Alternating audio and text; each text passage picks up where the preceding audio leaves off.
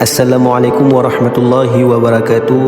Mensifati malaikat kiraman katibin. Diriwayatkan sesungguhnya setiap manusia itu ada yang menyertai, yaitu dua malaikat. Salah satu dari dua malaikat itu berada di sisi kanannya, yaitu yang menulisi perbuatan yang baik dengan tanpa memakai saksi yang lain.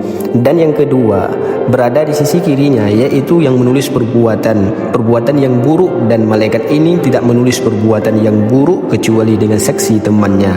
Kalau manusia itu dalam keadaan duduk, maka salah satu dari dua malaikat itu berada dari sisi kanannya dan yang lain berada dari sisi kirinya.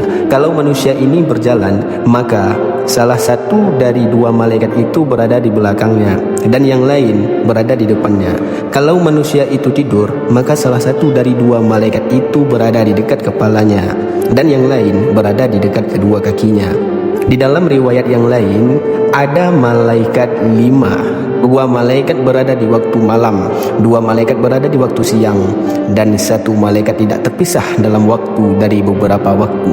Demikian itulah yang ada dalam firman Allah Ta'ala.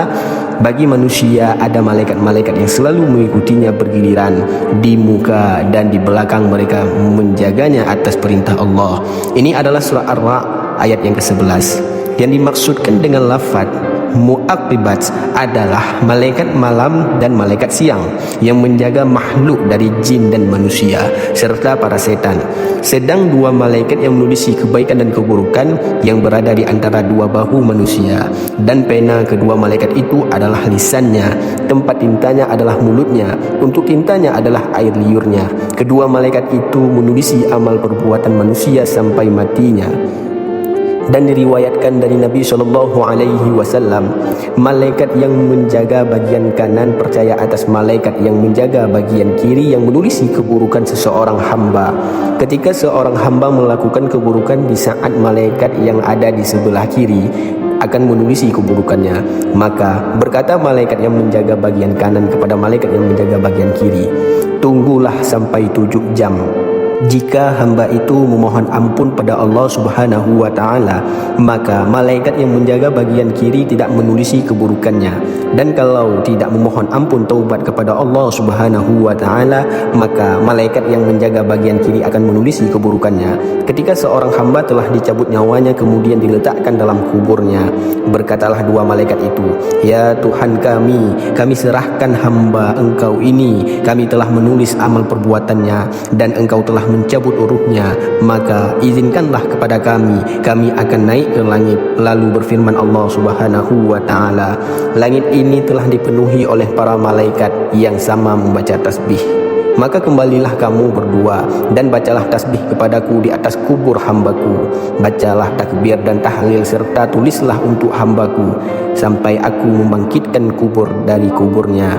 Dan Allah Subhanahu wa Ta'ala berfirman, 'Yang mulia di sisi Allah dan yang mencatat pekerjaan-pekerjaanmu itu, mereka mengetahui apa yang kamu kerjakan.'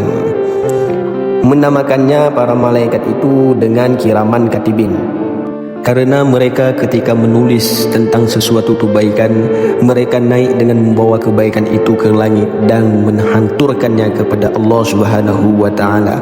Sedangkan para malaikat itu menyaksikan atas perbuatan itu. Maka mereka mengatakan, 'Sesungguhnya hambamu fulan telah melakukan kebaikan demikian dan demikian.' Dan ketika para malaikat itu menulis pada seorang hamba tentang sesuatu keburukan, para malaikat itu membawanya naik ke langit menghanturkan keburukan itu dengan disertai perasaan bersedih hati. Maka Allah Subhanahu wa Ta'ala bertanya, 'Hai malaikat kiraman katibin, apa yang dilakukan oleh hambaku ini?'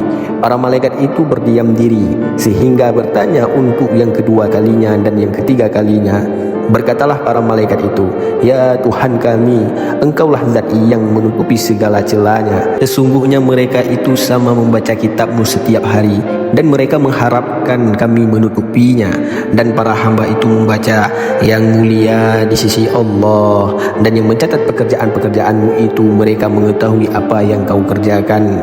Maka sesungguhnya kami ini menutup celah para hamba itu, dan Engkau zat yang maha mengetahui sesuatu yang gaib, samar, dan karena ini mereka para malaikat dinamakan dengan malaikat kiraman katibin.' Kiraman Katibin adalah dua malaikat yang ditugaskan oleh Allah untuk mencatat semua amal perbuatan manusia baik maupun buruk. Dalam bahasa Arab, kiraman artinya yang mulia, katibin artinya para penulis atau pencatat. Mereka selalu menyertai setiap manusia sepanjang hidupnya tanpa pernah lalai atau berhenti dari tugas mereka. Tugas malaikat kiraman katibin, malaikat di sebelah kanan mencatat amal kebaikan, sedangkan malaikat sebelah kiri mencatat amal keburukan. Kedua tidak akan melewatkan satu kata atau satu tindakan, bahkan satu niat pun semua dicatat secara adil dan akurat. Subhanallah. Dalil dari Al-Quran, surah Qaf ayat ke-17 sampai ayat ke-18.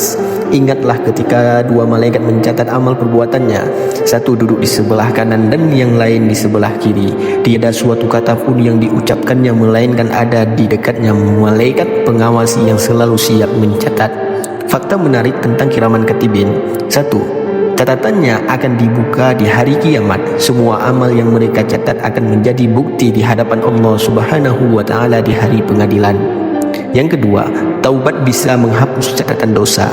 Jika seorang hamba bertaubat dengan sungguh-sungguh, catatan dosa dapat dihapus atas izin Allah. 3. Diam pun tercatat.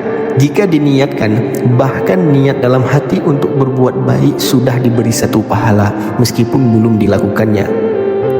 Penutup, kenapa kita harus ingat kiraman katibin? Karena mereka bukan hanya saksi, tapi penjaga rekaman hidup kita. Setiap hari adalah lembaran baru, dan setiap tindakan adalah tinta yang tidak bisa dihapus kecuali dengan taubat dan amal soleh kepada Allah. Ingatlah, kita tidak pernah benar-benar sendiri. Ada dua malaikat yang mulia yang terus menulis, menunggu dan mencatat. Mari jaga amal kita dan pastikan catatan kanan lebih berat daripada yang kiri.